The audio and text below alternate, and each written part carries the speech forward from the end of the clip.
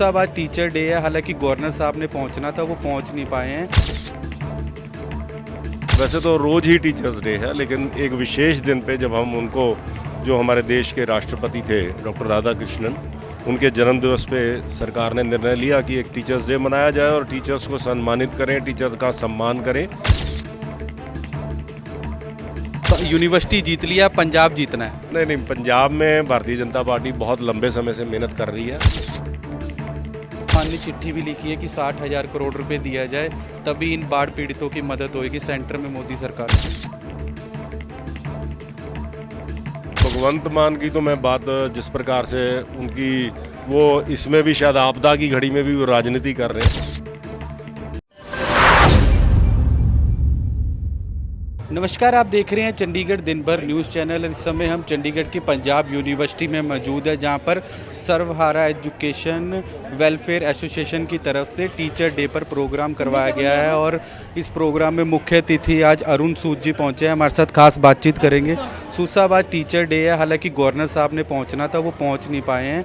आज teacher day है, क्या मैसेज देना चाहोगे शहर के लोगों को, और आप यूनिवर्सिटी पहुँचे? सबसे पहले तो मैं आज टीचर्स डे पे और शिक्षक दिवस पे बहुत बहुत बधाई देता हूँ सारे देशवासियों को, चंडीगढ़ वासियों को, और जो भी हमारे गुरुजन हैं जिनकी वजह से जो राष्ट्र निर्माण का काम कर रहे हैं, उन सबको सम्मान करने का। वैसे तो रोज़ ही टीचर्स डे है, लेकिन एक विशेष दिन पे जब हम उनको, जो हमारे देश के राष्ट्रपति थे डॉक्टर राधाकृष्णन, उनके जन्मदिवस पे सरकार ने निर्णय लिया कि एक टीचर्स डे मनाया जाए और टीचर्स को सम्मानित करें, टीचर्स का सम्मान करें। उनके समक्ष जो है वो अपना जो है एक अपना सम्मान देने का काम है। और आज जो सर्वहारा एजुकेशन वेलफेयर एसोसिएशन है, सेवा, ये 94 स्कूल्स हैं चंडीगढ़ के, जो 23 गांव हैं, जो रूरल एरिया है चंडीगढ़ का, वहाँ पे ये लोग जो है वो एजुकेशन प्रोवाइड करवा रहे हैं।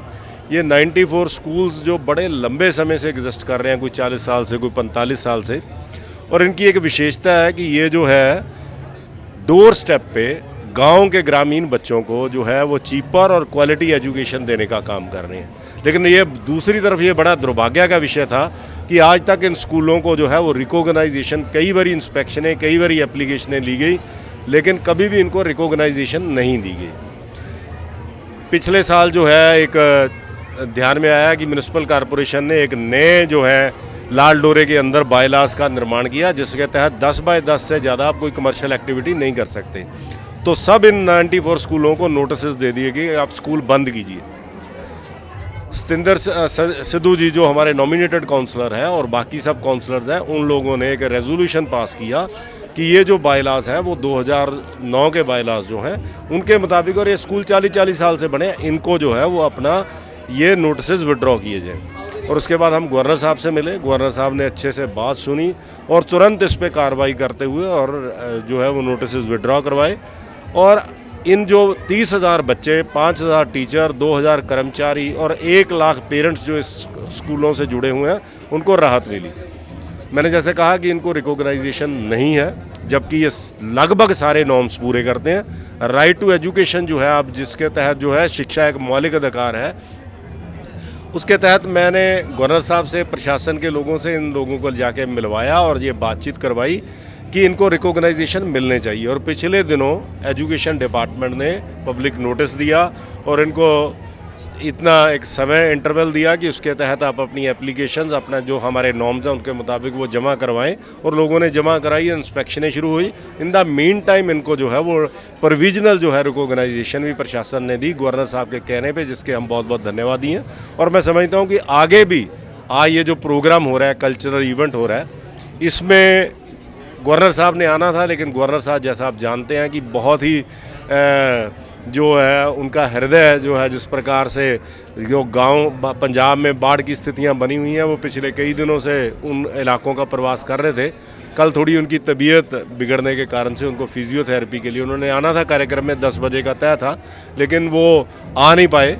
लेकिन मैं समझता हूँ कि जिस प्रकार का ये कार्यक्रम है, अपने लेवल में यहाँ जो कार्यक्रम बच्चे प्रस्तुतियाँ दे रहे हैं, जो बच्चों की परफॉर्मेंस है और जो टीचरों ने उन पर मेहनत की है, वो अपने आप में दर्शाता है कि ये स्कूल किस प्रकार से क्वालिटी एजुकेशन दे रहे हैं, किस प्रकार से जो है जो मिडियोकर लोग हैं, जो मिडिल क्लास हैं, उनके ग्रामीण लोग हैं, उनको ये जो है वो चीप एजुकेशन दे रहे हैं, डोर स्टेप पे दे रहे हैं। जी, आप पंजाब यूनिवर्सिटी पहुंचे हैं। हाल ही में पीयू में इलेक्शन होकर हटा है।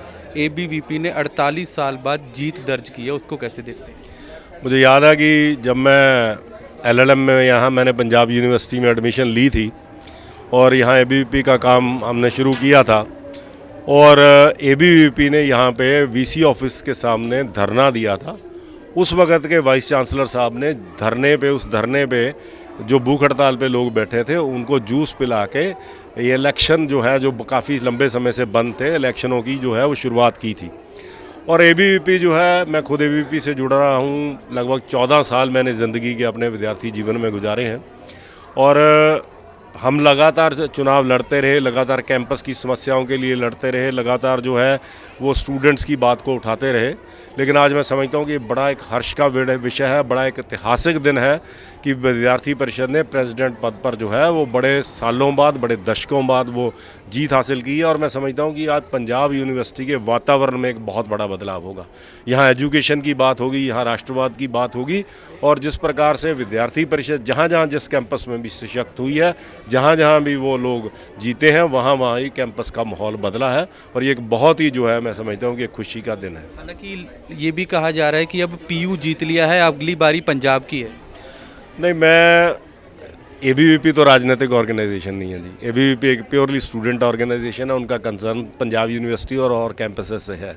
हम देश भर में विद्यार्थी परिषद के लोग हैं, राजनीति के अलग है। वो जरूर है कि एक जो राष्ट्र विचार की विचारधारा है, विद्यार्थी परिषद भी उसमें है और भारतीय जनता पार्टी भी उसी विचारधारा के तहत है। एक स्कूल ऑफ थॉट को हम बिलोंग करते हैं, लेकिन डिफरेंट ऑर्गेनाइजेशन। ये मैसेज तो हरियाणा के खेल मिनिस्टर यहाँ परसों पहुँचे थे, उन्होंने कहा कि पंजाब अब यूनिवर्सिटी जीत लिया, पंजाब जीतना है। नहीं, पंजाब में भारतीय जनता पार्टी बहुत लंबे समय से मेहनत कर रही है। हम सरकार में भी पार्टनर रहे हैं अकाली दल के साथ और पंजाब के जिस प्रकार के हालत हैं, लोगों ने कांग्रेस का राज भी देखा है, लोगों ने अकाली गवर्नमेंट को भी देखा है, लोगों ने आम आदमी पार्टी को भी अब देख लिया है। तो मैं समझता हूँ कि पंजाब में अब एक ऐसा माहौल बन चुका है कि पंजाब को जो है वो बेरोजगारी से, नशों से और बाकी सब चीज़ों से मुक्त करने के लिए, पंजाब का विकास करने के लिए, पंजाब को फाइनेंशियली खड़ा करने के लिए अब भारतीय जनता पार्टी का जो सुशासन है उसकी ज़रूरत है।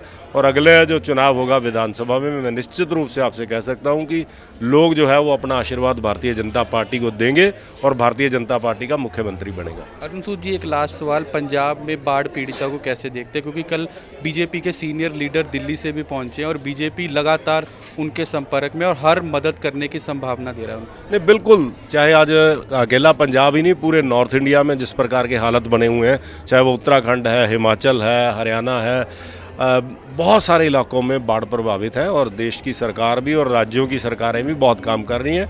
उसी कड़ी में भारतीय जनता पार्टी की एक सोच है कि जब विपदा की घड़ी आती है तो भारतीय जनता पार्टी का प्रत्येक कार्यकर्ता है उन लोगों के लिए मदद करने के लिए खड़ा होता है। आपने देखा होगा जब 2000 में कोरोना हुआ था तो ये भारतीय जनता पार्टी थी जिसमें पूरे देश भर में सेवा ही संगठन है के नाम से इस तरह के राहत कार्यक्रम चलाए थे और पंजाब में भी और बाहर के भी लोग जो है वो लगातार जो है पंजाब के बाढ़ पीड़ितों की मदद कर रहे हैं। मैं पिछले दिनों में विदेश में था, मैं कल ही वापस लौटा हूं और मैं समझता हूं कि जल्दी ही हम जो है इस विषय में कई सामाजिक संस्थाओं, बाकी सब लोगों से बात करके और इस प्रकार से किस प्रकार से लोगों को राहत दी जा सकती है, इस विषय में और आगे बढ़ेंगे। भगवंत मान ने चिट्ठी भी लिखी है कि 60,000 करोड़ रुपए दिया जाए, तभी इन बाढ़ पीड़ितों की मदद होगी सेंटर में मोदी सरकार। नहीं, भगवंत मान की तो मैं बात जिस प्रकार से उनकी वो इसमें भी शायद आपदा की घड़ी में भी वो राजनीति कर रहे हैं। केंद्र सरकार जो है उसने सब राज्यों को देखना होता है। नेचुरली पंजाब का भी बात है, पंजाब का भी है। जितनी जो सहायता राशि या जिस प्रकार की भी और सहायता है, केंद्र सरकार सब राज्यों की मदद करती है। निश्चित रूप से पंजाब की भी मदद की जा रही है और आगे भी करते रहेंगे। लेकिन मुझे लगता है कि इसमें सिर्फ कोई ऐसे राजनीतिक बयान देने से कि 60,000 करोड़ दे देना है, सरकार का भी फर्ज बनता है कि सरकार पूरे सारे उचित प्रबंध करे, राज्य सरकार भी, जिसमें कहीं ना कहीं वो कोताही बरतने। बिल्कुल, ये साफ तौर पर हमारे साथ चंडीगढ़ के सीनियर लीडर अरुण सूद जी थे बीजेपी की। इनका साफ तौर पर कहना है कि पंजाब के अंदर भाजपा सरकार हर टाइम उनके मदद करने के लिए खड़ी है और जो भी बाढ़ में आपदा पीड़ित हैं उनको हर मदद संभव की जाएगी, अरुण सूद जी की तरफ से कहा गया है। चंडीगढ़ से कैमरा पर्सन रवि यादव के साथ हिमांशु शर्मा की रिपोर्ट।